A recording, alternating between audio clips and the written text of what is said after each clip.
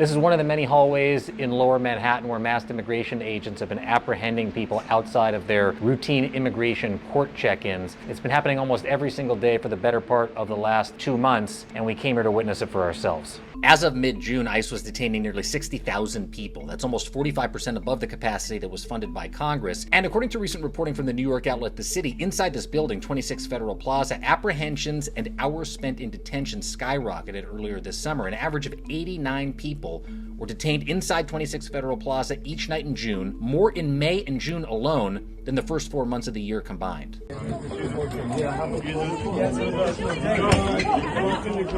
In just 5 hours inside 26 Federal Plaza, I saw armed and masked federal agents apprehending 5 different migrants who had appeared for their immigration hearings. This isn't a normal or long-standing practice. It is a new directive by the Trump administration playing out on several floors of this building. There are multiple floors inside this building, 26 Federal Plaza, where there are immigration courts, and that's where hearings are happening, and then those masked federal agents are detaining migrants who are coming out of their regularly scheduled immigration check-ins, some who are getting court dates to come back in the future, yet they're being detained, and then they're being held on the 10th floor of this building in a makeshift detention center where advocates and lawyers are saying people are being held longer than they're supposed to and in inhumane conditions. Access to that 10th floor isn't permitted, but in 2 videos obtained by the organization, the New York Immigration Coalition, you can apparently see one of the holding rooms on that floor where around 24 men are being held. Some are sitting on benches, some with those aluminum emergency blankets.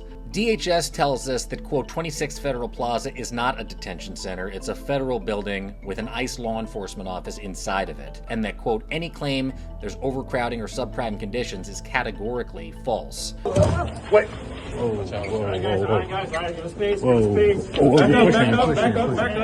But a surge of immigration courthouse arrests and detentions across the country are why several organizations are suing the administration, alleging that these practices are violating the due process rights of the people in its custody. Lawyers and advocates say this is all part of Stephen Miller's grand plan of arresting 3,000 undocumented people a day. But like what we've all been seeing playing out on the streets of Los Angeles, these arrests affect far more than the worst of the worst criminals the administration had said they were going to go after in this mass deportation campaign. Also in May and June, almost 70% of those arrested at 26 Federal Plaza hadn't been convicted of any crime. And like LA, the collateral effect of these raids touches people not detained, including the many families that I saw roaming the hallways.